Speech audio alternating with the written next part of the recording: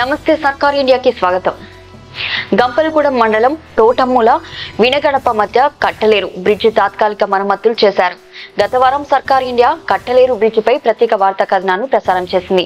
వాహనదారులు, పాదచారులు, కార్మిక కర్షకుల సమస్యలను సర్కార్ ఇండియా ప్రసారం చేసింది.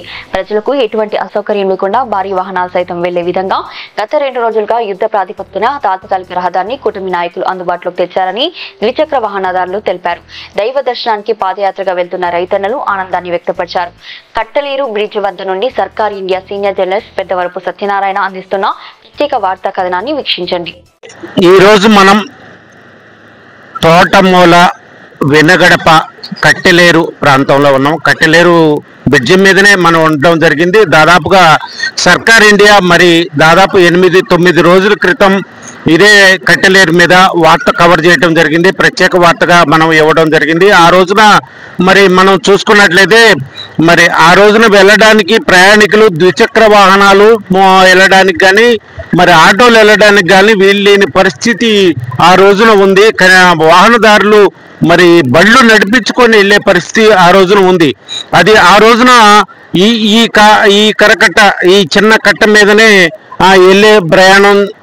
వెళ్ళడానికి ప్రయాణాలు చేశారు. దీని మీదనే వెళ్ళడం జరిగింది. దాని నుంచి తాత్కాలికంగా ఏర్పాటు చేసిన దాని మీద ఆ రోజున ప్రయాణికులు వెళ్ళడం జరిగింది. తర్వాత మరి నిన్న మరి మొన్నట్లో మరి ఈ విధంగా పూర్తిగా భారీ వాహనాలు సైతం వెళ్ళే విధంగా మరి ఏర్పాటు చేసిన సందర్భాన్ని మనం చూడొచ్చు. మొత్తం ఆటో రిక్షాలు మరి భారీ వాహనాలు లారీలు కూడా వెళ్తా ఉన్నాయి, మరి టాటా ఏసీలు వెళ్తా ఉన్నాయి, ఆటోలు వెళ్తా ఉన్నాయి. మరి అన్ని వాహనాలు వెళ్ళే విధంగా పూర్తిగా మరి తాత్కాలిక ఏర్పాట్లు మాత్రం చేయడం జరిగింది. మరి 15 గ్రామాల ప్రజలు ఇదే మార్గంలో వెళ్లాల్సిన పరిస్థితి ఉంది. మరి అనేక ఇబ్బందులు పడుతున్నాం మరి వెళ్ళడానికి అనే విషయాన్ని ఆ రోజున చెప్పారు. ప్రజల నుంచి మనం విన్నమాట. ఈ రోజున మరి దాదాపుగా అన్ని వాహనాలు ఎటువంటి ఇబ్బంది లేకుండా దీనికి 2 వాహనాలు భారీ వాహనాలు 2 వచ్చినా వెళ్ళే విధంగా ఆ రోడ్డుని అంత వెడల్పుగా అంటే తాత్కాలిక రోడ్డు అయినా అంత వెడల్పుగా చేయడం జరిగింది. వెన్నగడప బ్రిడ్జి వార్త కవరేజ్ నిమిత్తం మనం రావడం జరిగిన నేపథ్యంలో మరి వీళ్ళు మరి గ్రామీణ ప్రాంతాల నుంచి జమలాపురం వెళ్తున్న పరిస్థితి భక్తులు మరి మాట్లాడే ప్రయత్నం చేద్దాం. మీరు ఏ గ్రామం నుంచి వెళ్తున్నారు ఏంటి? లింగాలండి, గంపలగూడెం మండలం. గంపలగూడెం మండలం లింగాల.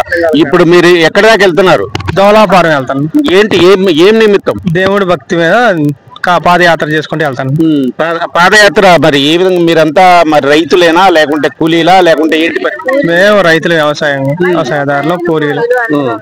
మరి కార్తీక మాసం నేపథ్యంలో దైవ దర్శనానికి వెళ్తున్నారా? కార్తీక మాసం వెళ్తాను. ఇప్పుడు మొత్తం జెండాలు కట్టుకుని బయలుదేరారు మహిళలు. మరి దాదాపు మీ ఊరు నుండి జమలాపురం ఎన్ని కిలోమీటర్లు? 30 కిలోమీటర్లు ఉంటుంది. 30 కిలోమీటర్లు పాదయాత్రే. మరి మీరు ఎన్ని గంటలకు బయలుదేరారు, ఎన్ని గంటలకు వెళ్తారు? మేము 9 అయింది పొద్దున, మళ్ళీ సాయంత్రం అయితే 10 అయింది.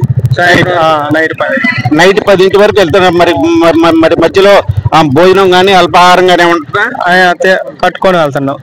భోజనాలు కట్టుకొని వెళ్ళి మధ్యలో ఒకసారి ఆగి తింటాం. మరి ఇప్పుడు మీ లింగాల నుండి జమలాపురం వెళ్ళడానికి ఇంతమంది ఏంటి ఉద్దేశం? ఏ ఉద్దేశం మీద వెళ్తున్నారు? దేవుడి మీద భక్తి మీద వెళ్తాను. అందరిని చల్లగా తోడాలా, అందరు చల్లగా పంటలు మంచిగా ఉండాలి, చల్లగా తోడాలి దేవుడు అని వెళ్తున్నామండి. అందరు ఆరోగ్యంగా ఉండాలి, రోగం నొప్పులు లేకుండా ఉండాలి, అందుకోసం పంటలు బాగుండాలి. మరి ఈ సంవత్సరం వరి, పత్తి, మిర్చి ఏ విధంగా ఉంది? తేడాగా ఉండయండి, బాగలేదండి. పంటలు, మిరదోటలు, పత్తి చేలు దెబ్బతిన్నాయండి. మీకు వరి పొలం గానీ మరి పత్తి పొలం గానీ ఉందా? నాకు వరి పొలమే ఉందండి, కొంచెమే ఉంది, 30 సెంట్లు. మొత్తం మరి కోయడం జరిగిందా? దిగుబడి ఏ విధంగా? దిగుబడి ఏం లేదండి పెద్దగా దానికి. మరి పంటలు ఇంటికి రాకుండానే మరి ఏంటి వెళ్తున్నారంటే కార్తీక మాసం కాబట్టి? కార్తీక మాసం అని